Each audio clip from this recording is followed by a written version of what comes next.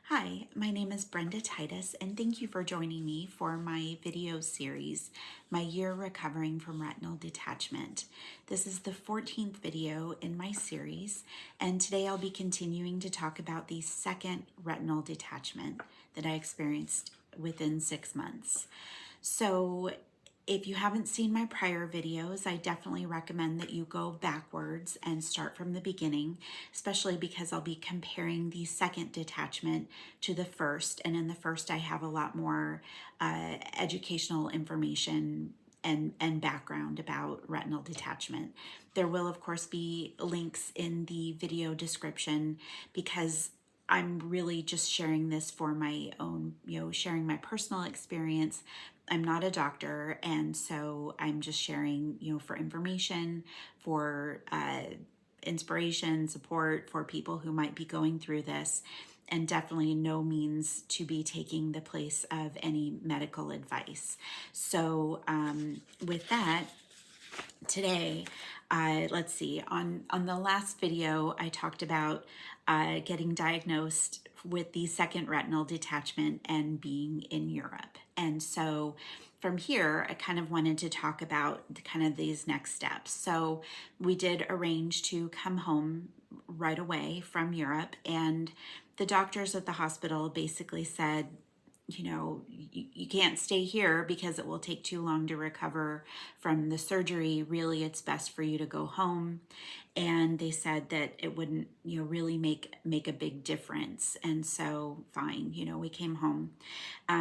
It was very scary for me to go through the possibility of, worsening my condition. Flying, I'm perfectly fine flying, but sometimes, the anxiety or the nervousness or the fear can get to anybody, and especially in that kind of a situation. And but I just did my best to stay calm, and I watched movies the whole way, just kind of, zone out, relax, stay calm. I could definitely tell a difference in my vision by the time that we got home. So at the airport, actually entering the country and going through immigration and all of that, being in the line and really seeing my vision after that many hours and that many hours of flying, I could tell the difference, and that was distressing for me. It was scary. For the first several months of after my first retinal detachment, I'd had a good eye to rely on, and now I did not have a good eye to rely on, and that was very scary. And I kind of got launched into that pretty quickly. Like I said, being there at the airport. So we got home, and we made it through all of that, and basically all we could do, my job was to rest. So they told me at the hospital in France that I should try to sit with my face up as much as possible. And that had to do with gravity, so that, it's kind of like, after a retinal detachment, you're going to be face down. That helps with the bubble pushing up. Well, for some reason, being face up was going to benefit me before the surgery. So I actually got online, and I found a kind of like a way to hold my phone so that I could lay in bed and it would hang right over my face so that I could see as well as possible, keep myself entertained. And I also bought some magnifying glasses because all of a sudden, the eye that I'd struggled with after the first retinal detachment and I knew was very nearsighted, now it was my good eye. And so I needed to do whatever I could. So I got some magnifying glasses so that I could see better through that eye. I learned how to enlarge and zoom in on my phone to make the print larger, to be able to read and see. And we just kind of went from there. So we made it through the weekend, and then I went to go meet with my retinal specialist. Now, I kind of snuck, not snuck. I kind of, had a tricky way of dealing with this, different than I did for my first retinal detachment, because technically my initial diagnosis was in France, but I did have all of the paperwork, and it was very obvious once I met with my doctor. He confirmed that, of course, I did have a retinal detachment, and he was very nice. Even he read the paperwork and saw it, and he was remembering that I was a recent patient, and he just went, oh no, oh no. I think as he got through the being in France and and all of that, and he was very kind and supportive of that, and he did say, of course, that I would need the exact same surgery that I had before. So I knew, of course, that that meant that I was going to be preparing for a second round of face down recovery, a second round of being off of work for several weeks, and all of that. Now, one thing that we did talk to him about, and and I kind of addressed this in the why me episode, or the risk factors associated with retinal detachment. And he said that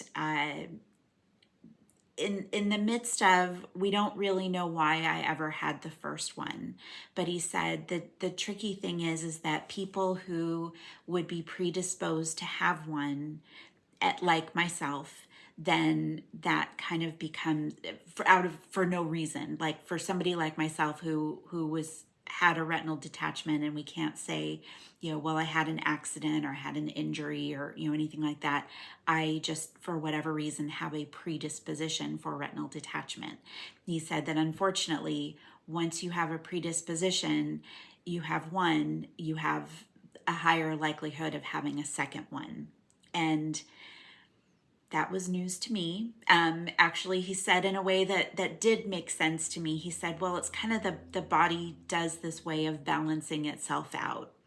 And that was, it was a hard pill to swallow, I admit. And but I do understand, because I also have scoliosis, and so there is a lot of that idea of how the body maneuvers to balance itself out. So I did understand that. It was hard to understand. And my husband did remember. He said, oh, I remember when they had mentioned, a higher disposition for that. I'm thankful that I didn't really think too much about that. The truth is that I have worked with a client in the past who had a retinal detachment, and she actually went through a lot because she was so terrified of getting a second one. And so ultimately that was a big part of why she was seeing me, was that her fear was so great, fear of having that second detachment was so great, that it really was impeding on her life. And amazingly, I forgot about that client, and having seen her, it was quite a few years ago, until I had the second retinal detachment. And I thought, oh, now I understand what that woman was talking about, because I didn't fully understand how impactful a retinal detachment would be, and especially to go through it twice. So it is, again, when I talk about the not letting fear overtake our lives, but to be able to understand that yes, we take risks all the time. We get in a plane, and generally speaking, everything's going to be okay. We get in a car, and generally speaking, everything is going to be okay. We maneuver through life, and we take all kinds of risks, just through our day-to-day lives, but they're calculated risks. And in this situation, I really, I didn't even occur to me, and I'm really thankful, because then I didn't have to think about all the what ifs or any of that. What I do know is that I'd had a retinal scan on this eye about 3 weeks before the detachment.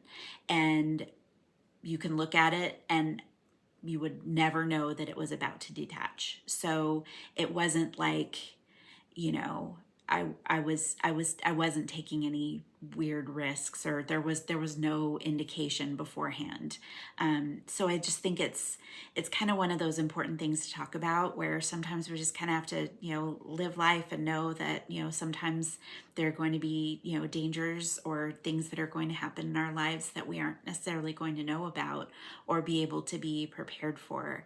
So we just kind of have to, live as best as we can.